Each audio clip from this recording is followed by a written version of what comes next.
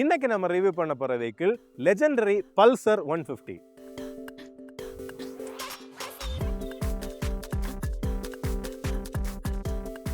இந்த வண்டியை ஏன் வந்து நம்ம லெஜெண்டரி அப்படின்னு சொல்றோம்னா, கிட்டத்தட்ட 2001ல் வந்து இந்த வண்டியை ஃபர்ஸ்டா லான்ச் பண்றாங்க. லான்ச் பண்றப்போ வந்து உங்களுக்கு ரவுண்ட் ஹெட்லாம்ப்ஸோட ஸ்போக் வீல்ஸோட வந்து அந்த வண்டியை வந்து லான்ச் பண்ணியிருந்தாங்க. அதுக்கப்புறம் 2003ல் வந்து அது ஒரு டிடிஎஸ்ஐ டெக்னாலஜிக்கு மாற்றுறாங்க. அதாவது அந்த ட்வின் ஸ்பார்க் டெக்னாலஜிக்கு மாற்றி அதில் தான் வந்து இந்த ஹெட்லாம்ப்ஸையுமே வந்து இன்ட்ரடியூஸ் பண்ணியிருந்தாங்க. அதாவது Wolff I shaped headlamps with வந்து அந்த ட்வின் பைலட் லேம்ப் அப்படிங்கிற அந்த சிக்னேச்சர் அண்ட் டிசைன் அதில் தான் வந்து கொண்டு வராங்க. அதுக்கு அடுத்தது 2004ல் வந்து 180 மாடலையுமே வந்து லான்ச் பண்ணுறாங்க. அந்த 180 மாடலுக்கு வந்து யூனிக்காக என்ன பண்ணாங்க அப்படின்னா, அலாய் வீல்ஸில் வந்து பிளாக் அவுட் பண்ணாங்க. நார்மல் 150ல் வந்து நார்மல் அந்த சில்வர் கலர் அலாய் வீல்ஸுமே வந்து கொண்டு வந்தாங்க. அதுக்கப்புறம் ஃபியூச்சரில் வந்து அவங்க அப்டேட் பண்ணும்போது எல்லா வேரியன்ஸுக்குமே வந்து பிளாக் அலாய்ஸுமே கொடுத்துருந்தாங்க. அதுக்கப்புறம் குறிப்பான அப்டேட்ஸ் எப்போ நடந்துச்சு அப்படின்னா 200 அப்படிங்கிற மாடலை வந்து லான்ச் பண்ணாங்க. அந்த 200 டிடிஎஸ்ஐயில் வந்து பார்த்தீங்கன்னா இந்த அடிஷ்னலான ஒரு பேனல் கூட வந்து அவங்களுக்கு டேங்கில் இன்ட்ரடியூஸ் பண்ணாங்க. 220 அப்படிங்கிற மாடலில் வந்து உங்களுக்கு ஃபுல்லி கவர்டான ஒரு டிசைனுமே வந்து கொண்டு வந்திருந்தாங்க. அதுக்கப்புறம் உங்களுக்கு பல்சர் லைனப்பே வந்து பெருசாக எக்ஸ்பேண்ட் ஆச்சு. அதாவது என்எஸ், என், எஃப், ஏஎஸ் அப்படின்ட்டு மல்டிபிள் சீரீஸில் வந்து அந்த பல்சரை வந்து கொண்டு வந்தாங்க. இப்போதைக்கு பார்த்தீங்கன்னா இந்த பல்சர் அந்த ஸ்டாண்டர்டான டிசைனில் உங்களுக்கு 125 அப்புறம் 150 அப்படின்ட்டு ரெண்டு என்ஜின் கெப்பாசிட்டி ஆப்ஷன்ஸ் வந்து கொடுத்துருக்காங்க. நம்ம ரிவ்யூ பண்ண போகிறது 150 மாடல். ஸோ இதில் வந்து என்னென்ன விஷயங்கள் யூனிக்காக இருக்குது, கூடவே வந்து இதோட அந்த வேரியன்ஸ் எல்லாமே பற்றி இந்த வீடியோவில் தெரிஞ்சுக்க போகிறோம். நீங்கள் பார்த்துருக்கிற சக்கரம் கார்ஸ் அண்ட் பைக்ஸ். ஒருவேளை எங்கள் சேனலை நீங்கள் ஃபஸ்ட் டைமாக பார்க்குறீங்க இல்லை சப்ஸ்கிரைப் பண்ணாமல் பார்த்துருக்கீங்க அப்படின்னா மறக்காமல் சப்ஸ்கிரைப் பண்ணிவிட்டு பெல் ஐக்கானை ப்ரெஸ் பண்ணிக்கோங்க. அப்போ தான் ஃபியூச்சர் அப்டேட்ஸ் எதுவுமே உங்களுக்கு மிஸ் ஆகாது.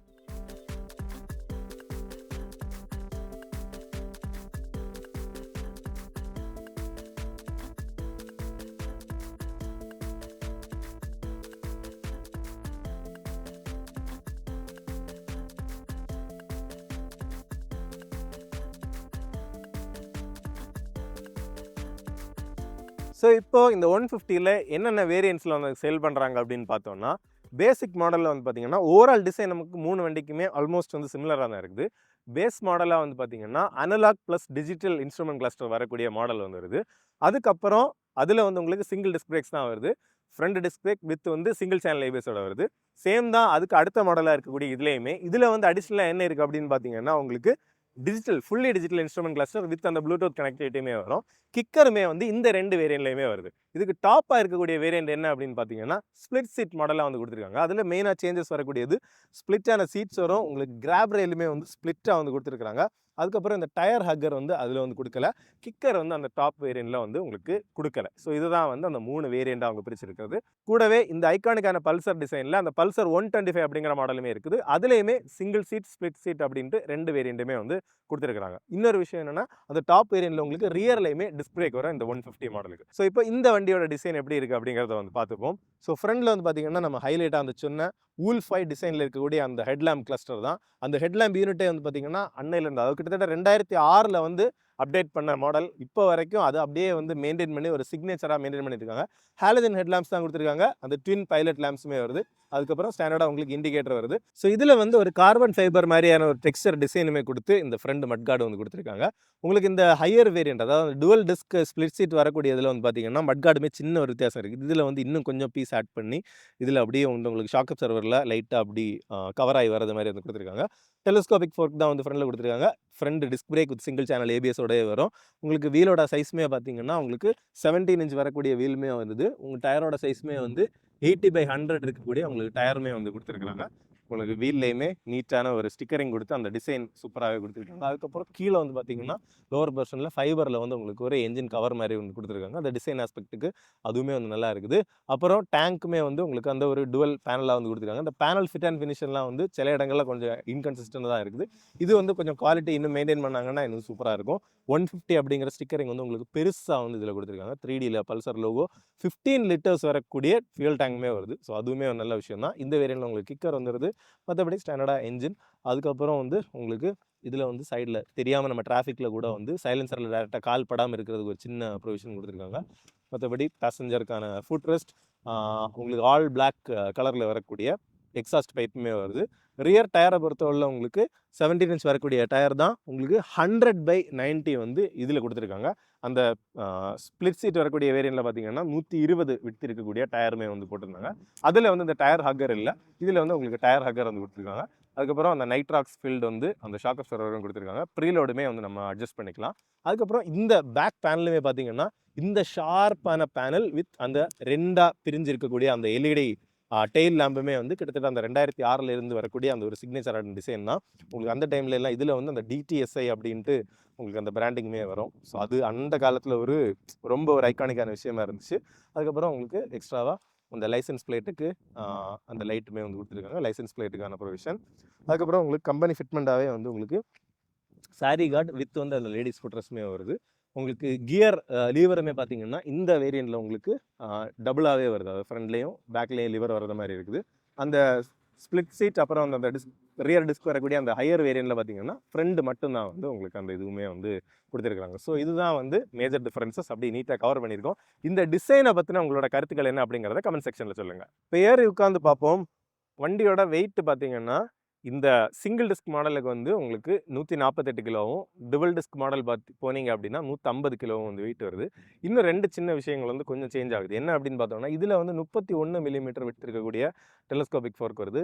அந்த டுவல் டிஸ்க் மாடலில் போனீங்கன்னா 37 மில்லிமீட்டர் வருது. அதுக்கப்புறம் ஃப்ரண்ட் டயரோட சைஸுமே பார்த்தீங்கன்னா இது 80/100, அதில் வந்து 90/90 வரக்கூடிய கொஞ்சம் கூட விட்டு இருக்கக்கூடிய டயர் வருது. ஃப்ரண்ட் டிஸ்க்குமே இதில் 260 மில்லிமீட்டர், அதில் வந்து 280 மில்லிமீட்டர் அப்படின்னு சின்ன சின்ன வித்தியாசங்களுமே வந்து வருது. ஓவரால் அந்த ரைடிங் பொசிஷன் பார்த்தீங்கன்னா நல்லாவே ஈஸி அண்ட் ரிலாக்ஸ்டாக இருக்குது. சீட்டோட ஹைட்டுமே வந்து எனக்கு தெரிஞ்ச அப்ராக்சிமேட்டாக ஒரு 790 800 தான் வந்துருக்கும். கொஞ்சம் ஷார்ட்டானவங்களுக்கும் சரி, ஹைட்டானவங்களுக்கும் சரி ஈஸியாகவே வந்து இருக்கிறதுக்கு சூப்பராக இருக்குது. டேங்குமே வந்து ஒரு நீட்டான சிம்பிளான ஒரு ஷேப்பு தான், உங்களுக்கு காம்ப்ளெக்ஸான டிசைன் எதுவுமே இல்லை.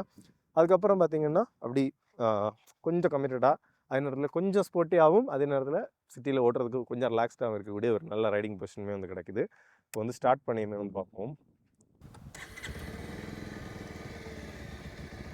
வண்டி வந்து நல்ல ஸ்மூத்தாக அப்படியே ஒரு ரிஃபைண்டான ஒரு சவுண்டு தான் இருக்குது. இப்போ கொஞ்சம் நம்ம ஆக்சலரேட் பண்ணாலும் முடிஞ்ச அளவுக்கு அந்த சிக்னேச்சராக அந்த பல்சருக்கு இருந்த அந்த ஒரு சவுண்டை வந்து அப்படியே வந்து மெயின்டைன் பண்ண ட்ரை பண்ணியிருக்கிறாங்க. அடுத்ததாக வண்டியோட கிரவுண்ட் கிளியரன்ஸ் பார்த்தீங்கன்னா 165 மில்லிமீட்டர். மற்றபடி ஸ்டாண்டர்டாக வந்து உங்களுக்கு அந்த side stand engine cut off ஃபீச்சருமே வந்து கொடுத்துருக்காங்க. இப்போ இன்ஸ்ட்ருமெண்ட் கிளஸ்டரில் என்னென்ன விஷயங்கள் இருக்குது அப்படிங்கிறத பார்ப்போம். மற்றபடி டேங்குக்கு டாப்லேயுமே பார்த்தீங்கன்னா ஒரு சின்ன டிசைனாக வந்து இந்த மாதிரி ஒரு ஸ்டிக்கரிங் வந்து யூஸ் பண்ணியிருக்கிறாங்க, ஒரு சின்ன சாஃப்ட் ஸ்டிக்கரிங். இது வந்து உங்களுக்கு 125லேயுமே வந்து இந்த பல்சர் மாடலில் வந்து கொடுத்துருக்குறாங்க. இதுலேயுமே சின்ன ஒரு ஸ்டிக்கரிங் இருக்குது. அதுக்கப்புறம் உங்களுக்கு லெஃப்ட் சைடில் வந்து உங்களுக்கு ஸ்டாக்ஸ் அப்படின்னு பார்க்கும்போது high beam, low beam, passing same ஸ்விட்சாக வருது. இது வந்து நீங்கள் கிளஸ்டரில் பார்க்குற இன்ஃபர்மேஷன் ஆப்ரேட் பண்ணிக்கிறதுக்கான பட்டன், இண்டிகேட்டருக்கான பட்டன். அதுக்கப்புறம் வந்து ஹார்னுமே வந்து வருது. ஹார்னுமே பார்த்தீங்கன்னா இப்போவுமே அந்த டுவல் ஹார்ன் வந்து கொடுத்துருக்காங்க. சவுண்டுமே வந்து சூப்பராக இருக்குது, ரொம்பவே நல்லா இருக்குது. அதுக்கப்புறம் உங்களுக்கு ஹேண்டில் பார் வெயிட், அந்த மிரரோட ஷேப்பு கூட பார்த்தீங்கன்னா அன்னையிலேருந்து அந்த ஒரு சேம் ஷேப்பு தான் வந்து கொஞ்சம் வீதியான ஒரு மிரர் டைப்பில் வந்து கொடுத்துருக்குறாங்க. Clip on type handle bar, right சைடில் வந்து என்ஜின் கில், அப்புறம் வந்து உங்களுக்கு ஸ்டார்ட்டுக்கான சுவிட்சுமே வந்து வருது. உங்களுக்கு ஃப்ரண்டில் உங்களுக்கு அந்த இன்ஸ்ட்ருமெண்ட் கிளஸ்டர் பொறுத்தவரை இப்போ இதில் வந்து உங்களுக்கு ஃபுல்லி டிஜிட்டலில் வந்து வருது. இதுலேயும் அந்த டாப் வேரியன்ட்லேயும் வரும், பேஸில் மட்டும் அந்த அனலாக் வரும். உங்களுக்கு ஒரு கார்பன் ஃபைபர் மாதிரியான ஒரு ஃபினிஷ் நீட்டாக வந்து கொடுத்துருக்காங்க. லெஃப்ட் சைடில் வந்து பார்த்தீங்கன்னா உங்களுக்கு ஒரு யூஎஸ்பி சார்ஜிங் சாக்கெட்டுமே வந்து வருது. அதுக்கப்புறம் உங்களுக்கு இன்ஸ்ட்ருமெண்ட் கிளஸ்டருமே வந்து ஓகே தான், ஒரு நெகட்டிவ் எல்சிடி டைப்பில் வந்து கொடுத்துருக்குறாங்க. உங்களுக்கு மேலே வந்து டேக்கோமீட்டர் வருது, ஒரு கிளாக் கொடுத்துருக்காங்க, ஸ்பீடோமீட்டர், அதுக்கப்புறம் வார்னிங் ஏதாவது இருந்துச்சுன்னா எழுதியும் காமிக்குது. ரைட் சைடு அண்ட் லெஃப்ட் சைடில் வந்து உங்களுக்கு அந்த வார்னிங்கான லைட்ஸ் எல்லாமே வந்து வருது. அதுக்கப்புறம் உங்களுக்கு ஓடோமீட்டர், அப்புறம் வந்து ட்ரிப் மீட்டர் வருது. கியர் பொசிஷன் இண்டிகேட்டர் வந்து கொடுக்கல.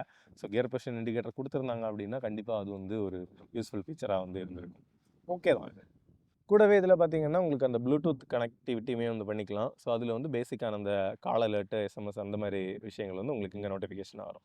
பிரைட்னஸ் வந்து இன்னும் கண்டிப்பாக வந்து அவங்க பெட்டராக பண்ணியிருக்கலாம், கொஞ்சம் கம்மியாக தான் இருக்குது. அடுத்ததாக அந்த டாப்பில் இருக்கக்கூடிய அந்த ஸ்ப்ளிட் சீட் ட்வின் டிஸ்க் மாடலில் பார்த்தீங்கன்னா ஹேண்டிலுமே வந்து இன்னும் கொஞ்சம் வந்து இங்கே ஒரு ரைடரை ஃபேஸ் பண்ண மாதிரி இருக்கும். இன்னும் கொஞ்சம் கமிட்டடான ஒரு பொசிஷன் வந்து கொடுக்கும்.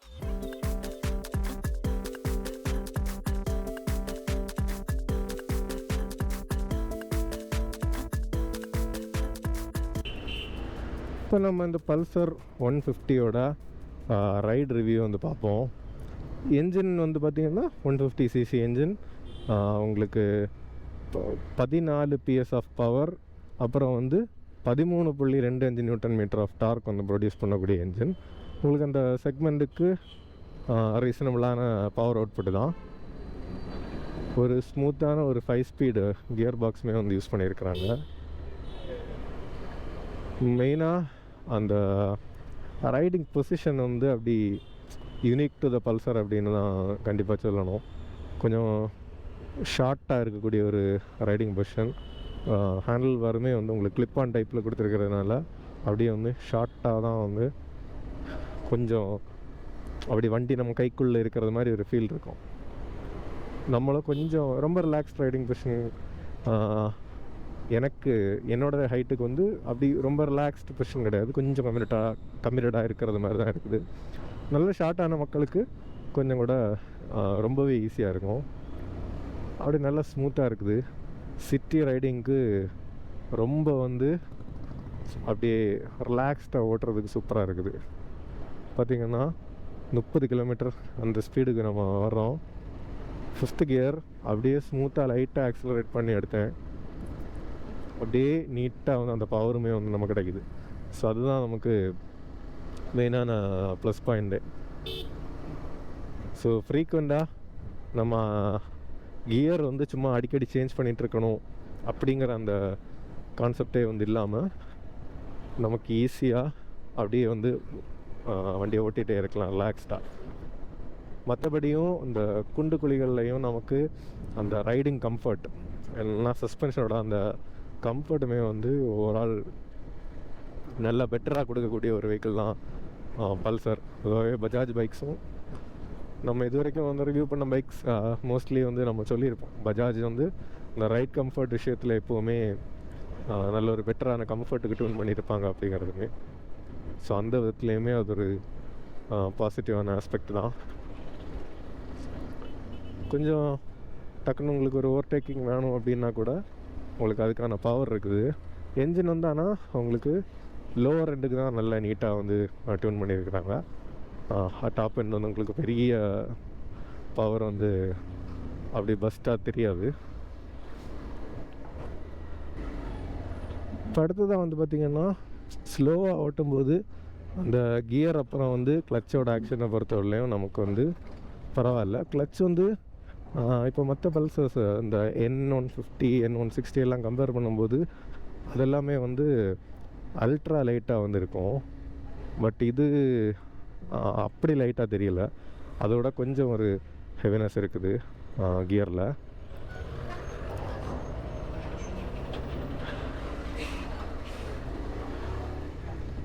கியர் ஷிஃப்டிங் வந்து நமக்கு ஸ்மூத்தாக தான் இருக்குது. அந்த கியர் லீவர் நம்ம அப் டவுன் மூவ் பண்ணுற அந்த ஆக்ஷன் கொஞ்சம் லாங்காக இருக்குது.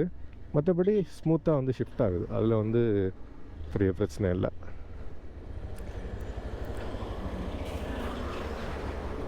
வண்டியுமே நமக்கு இந்த மாதிரி ஸ்லோ டிராஃபிக்கில் நம்ம ஓட்டுறதுக்கும் அப்படியே நம்ம நிப்பாட்டி விட்டுருந்தாலும் வைப்ரேஷன்ஸ் எதுவுமே வந்து பெருசாக இல்லாமல் அப்படியே வந்து ஸ்மூத்தாகவே வண்டி இருக்குது. இது வரைக்கும் அப்படி ஸ்லோவான டிராஃபிக்கில் தான் அப்படி மெதுவாக வந்துட்டுருக்கோம்.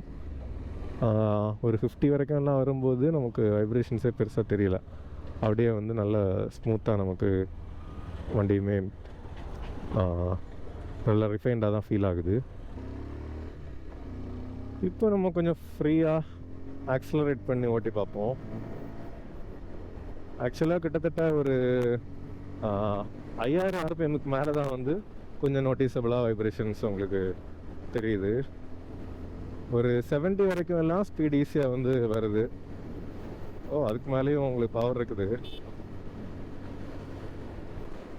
கிட்டத்தட்ட 80 நமக்கு ஈஸியாகவே அந்த ஸ்பீடு வந்து பில்ட் ஆகிட்டு, அந்த ஸ்பீட் ஈஸியாக பில்ட் ஆனதை தாண்டியும் அந்த வண்டியோட ஹேண்ட்லிங்குமே வந்து நல்லா இருக்குது.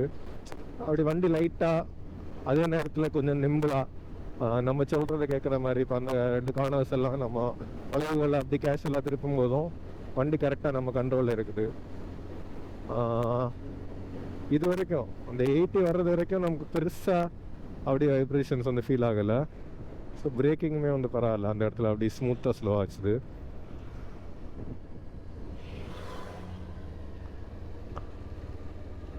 பிரேக்கிங் இப்போ சடனாக பிரேக் பண்ணாலும் ப்ராப்ளம் இல்லை,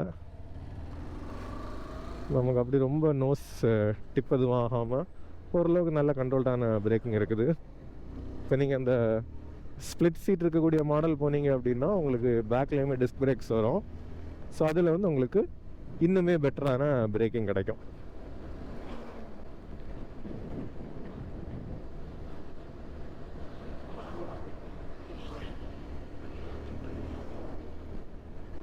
மற்றபடி கொஞ்சம் இப்போது பல்சரை பொறுத்தவரை நீங்கள் கொஞ்சம் லாங்காக போகிறீங்க அப்படின்னாலும் ஒரு 80-90 வரைக்கும் வந்து நம்ம ஸ்பீடு ஈஸியாக மெயின்டைன் பண்ணலாம்.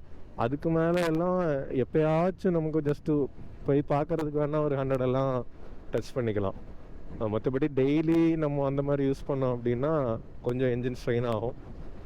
ஸோ அது லாங் டேர்மில் வண்டிக்கு நல்லா இருக்காது.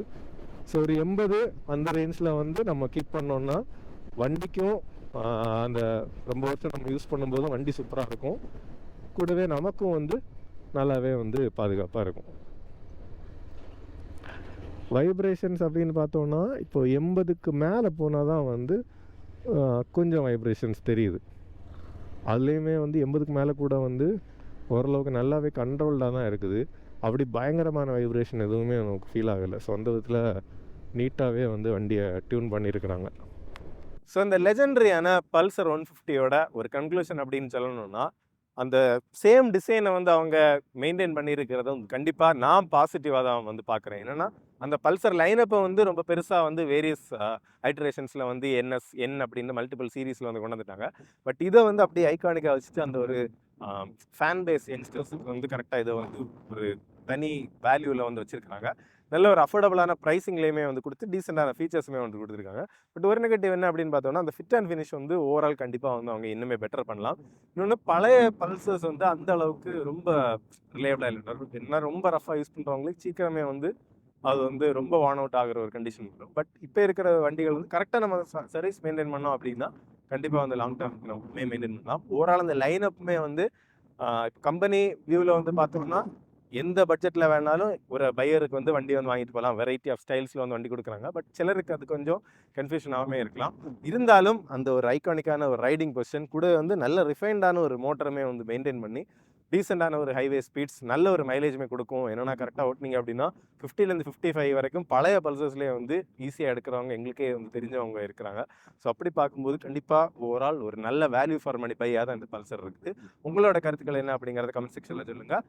வண்டி ஓட்டும்போது எப்போவுமே ஒரு நிதானம் அப்படிங்கிறது மனசில் இருக்கட்டும். அப்போ தான் போய் வர நமக்கும் சரி மற்றவங்களுக்கும் சரி ரோடு வந்து கண்டிப்பாக சேஃபாகவே வந்து இருக்கும். இன்னொரு வீடியோவில் பார்க்கலாம். Bye by.